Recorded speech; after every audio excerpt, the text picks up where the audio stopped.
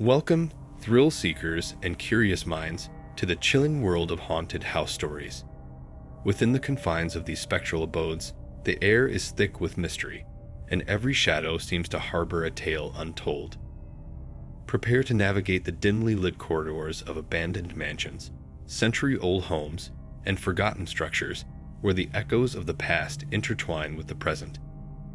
In this realm of the supernatural, we invite you to join us on a journey into the unknown. A journey where creaking floorboards, flickering lights, and ghostly whispers become the storytellers. As we open the creaking doors of these haunted houses, be ready to immerse yourself in spine-tingling narratives that blur the line between reality and the paranormal.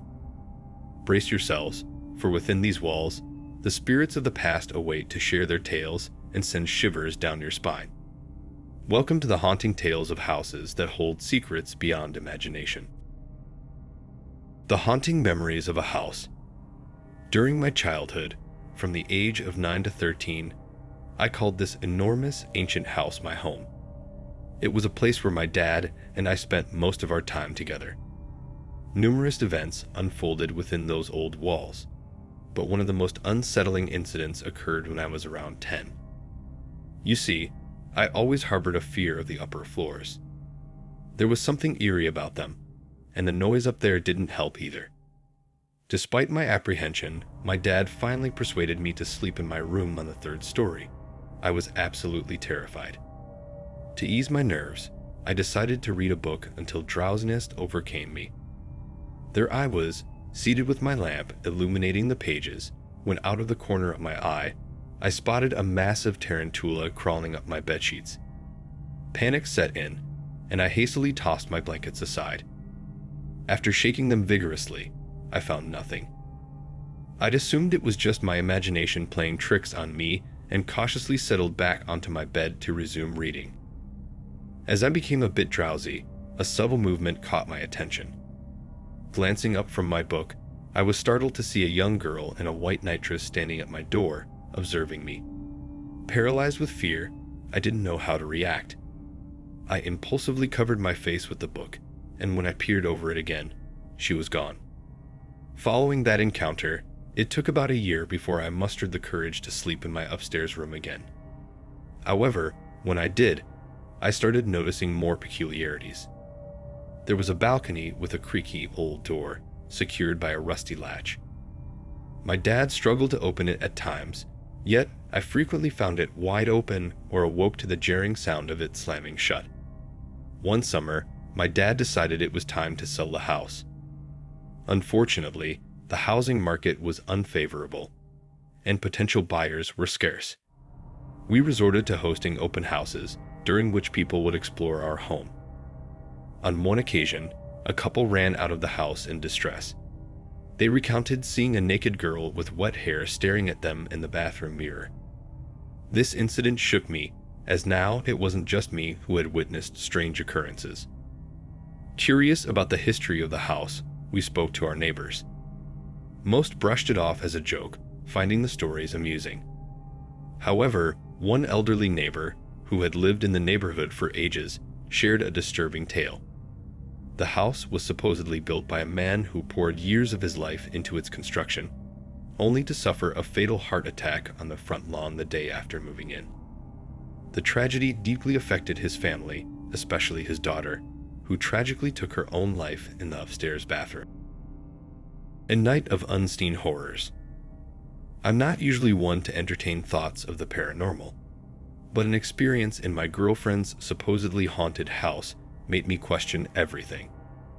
She had always mentioned strange occurrences, like creaks and occasional footsteps upstairs, but I brushed them off as typical house noises. One August night this year, we were downstairs, our usual routine of watching TV before bedtime. Suddenly, we both felt an eerie sensation simultaneously. She shot me a strange look, and though I didn't think much of it, we decided to call it a night after a few minutes on social media.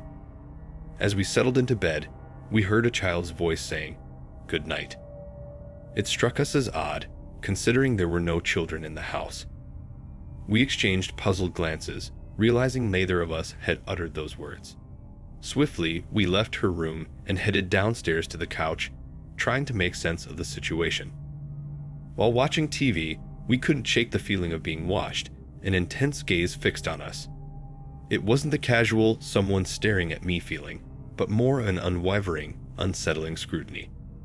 We decided it was best to leave the house, and as we approached the front door, the child's voice spoke again, this time from the balcony above us, unmistakably saying, "Mummy, Daddy." Terrified, we sprinted to my car and drove to the only open place in our small Oregon town, Walmart. However, we sensed that something had followed us and was now filled with anger for our abrupt departure. The car ride was suffused with an inexplicable feeling of hatred. Around 4:00 a.m., with only a few hours until I had to be at work, we decided to return to her house and try to get some sleep. Strangely, all was quiet when we entered. But as we climbed the stairs, a growling sound echoed from her upstairs bathroom. At first, I thought it was a dog, but the realization hit me. No dogs were there. Something unseen was growling. Frustrated and exhausted, I devised a plan to confront whatever entity was causing these disturbances. I yelled, "If you're so pissed, do something about it." Suddenly, I felt a tug on my shirt, and when I turned around, my girlfriend was still downstairs. Whatever it was had physically interacted with me. At that point, I decided it was time to leave. At 6 a.m., we drove to my mom's house, where the car ride felt notably less hostile. After work, we returned to her house, finding everything seemingly normal, except for a picture on the wall, tilted as if from a horror movie scene. Too exhausted to care about the unsettling occurrences, we moved out 2 weeks later, and the problem ceased. I had never believed in the paranormal until that night. While my logical brain seeks a rational explanation, a part of me acknowledges my girlfriend's belief that there might be something more in that house. A journey through shadows. Growing up in my parents' semi-detached house was an experience filled with familial warmth, shared laughter, and the comfort of living with my 2 older sisters. The house had only 3 bedrooms, so during my younger years, I slept in my parents' room, feeling secure with their presence. As time passed, room assignments shifted. I eventually found myself in the smallest room, while my parents took the medium-sized one, and my sisters returned to the largest. The house went through these transitions as my family expanded, with the smallest room eventually turning into a nursery for my soon-to-arrive little brother. My bedroom had an attic hatch that piqued my curiosity, but I was forbidden from exploring it due to its small size, according to my parents. This room was directly across from the stairs, providing me with added information for context. At some point, I discovered a fear that I initially believed to be a fear of the dark. This fear persisted until I turned 17. It wasn't the darkness itself that frightened me, but something within my room at night. I felt anxious, fearing something would touch my hand if I reached out, envisioning a long-fingered, skinny hand resting on mine. Though I never saw this, the image haunted my mind. Walking up the stairs, I couldn't bring myself to look into my room, convinced that something was staring back at me. The fear intensified at night, deterring me from leaving my bed for fear of an ominous presence.